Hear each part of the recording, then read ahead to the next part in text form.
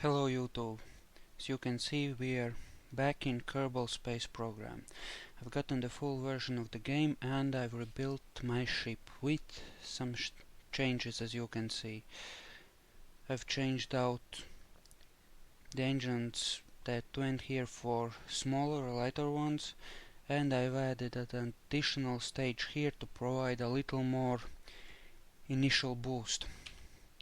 There might be a bit of lag until we get rid of the first stage, but well, maybe a bit until we get rid of the first two stages, but after that it will be very smooth. So let's go.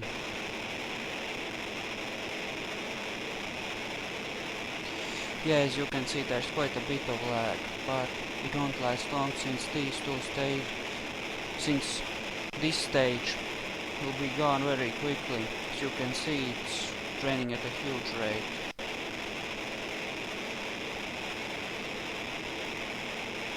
Yeah, the first set of fuel tanks is already gone, and the second is draining very quickly. Okay. Yeah, I know this is bad, but it's going to get a lot better now.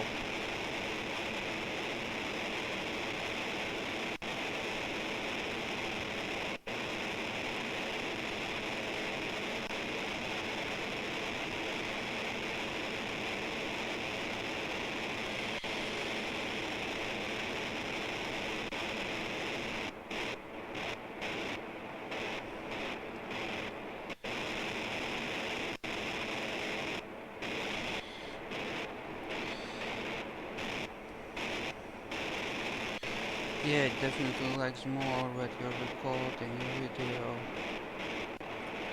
Okay. Let's start our turn. This stage will be gone soon as well, so it should be fine after we get rid of this.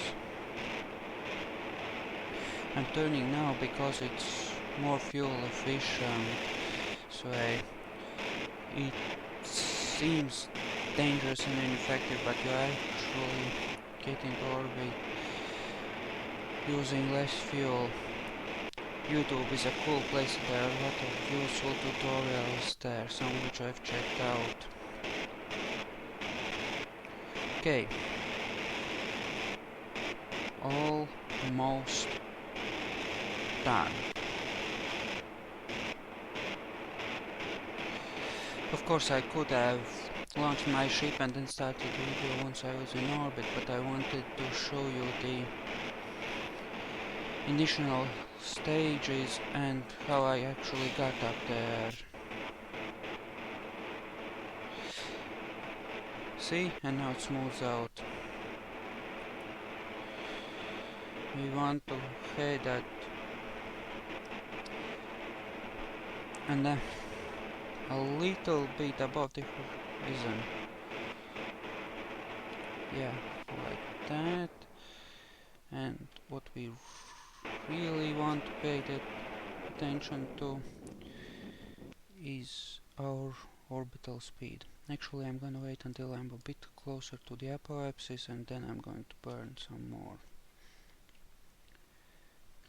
This stage here and this little bit here should get us to the moon, into orbit, and slow us down for our landing.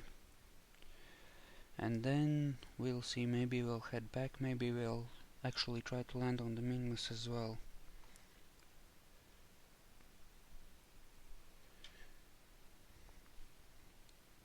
Okay, let's speed up time a bit here.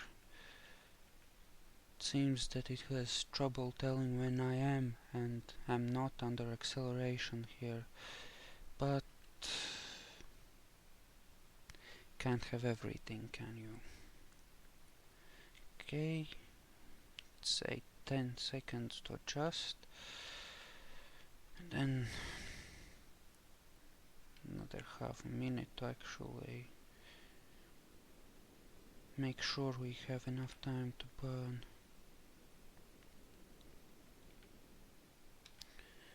Little more speed there. Okay, and we're burning, and we should make orbit relatively easily now.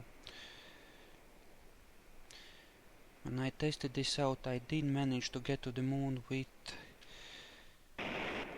plenty of fuel left in this stage, but the time warp, well, I ended up crashing into the surface actually, which was fun, only not really.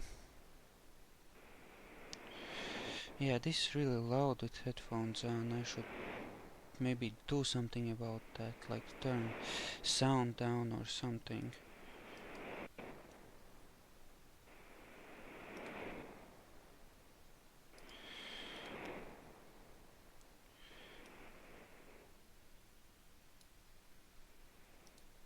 Yeah, it's better now. Okay, and we are almost in orbit. Okay, position of the moon. Actually, this is very good. We'll be able to start our transfer pretty quickly. I do want to get the periapsis above 70 kilometers first. Now I'll wait a little bit, say, until we're about here. And then we'll burn for the moon. Well, we'll start our transfer orbit, that is.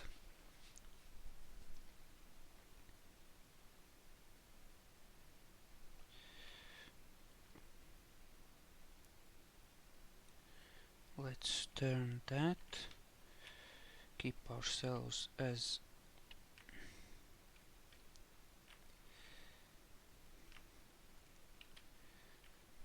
nicely aligned as possible, and actually we're gonna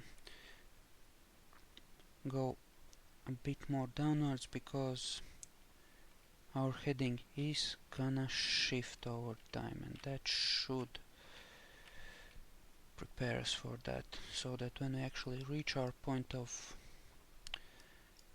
the point where we burn, we'll be more or less heading into the pointing in the direction we want to go. And it's still saying that my ship is under acceleration. What the F?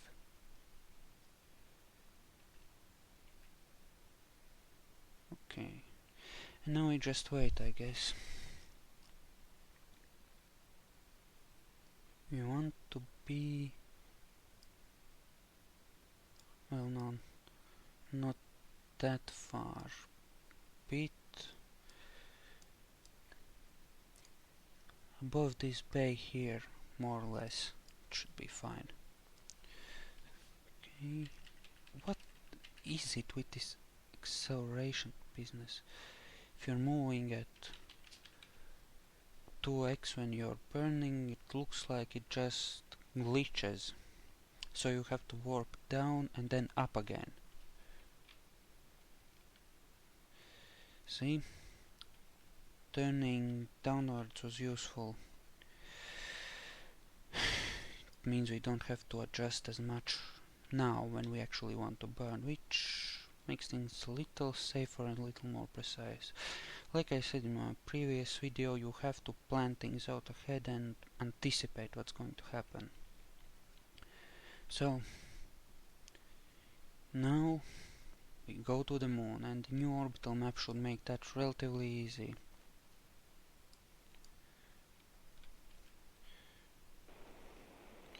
We have plenty of fuel here, one full set of fuel tanks here, and one engine with one fuel tank down there too.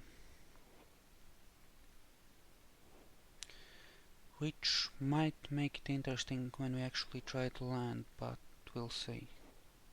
It should be fine. And if it isn't, well, that's gonna be a problem.